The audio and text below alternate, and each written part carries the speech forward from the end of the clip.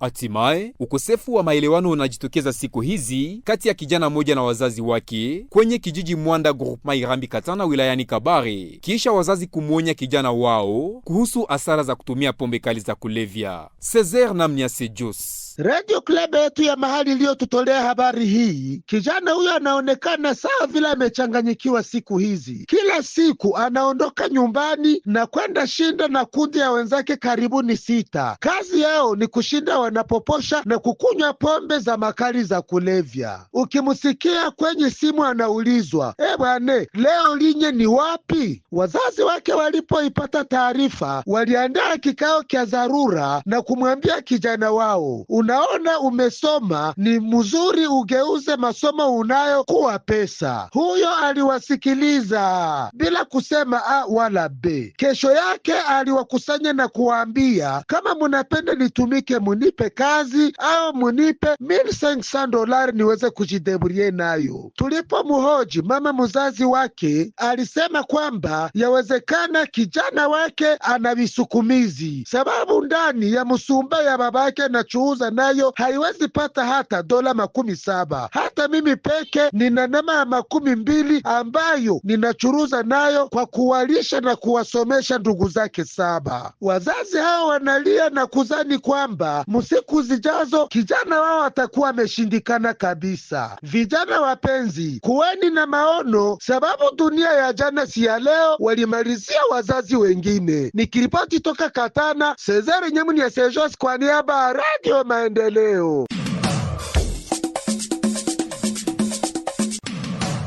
Huo ndio mwisho wa taarifa ya habari toka Radio Club. Asante kwa nyote ambao umentega sikio.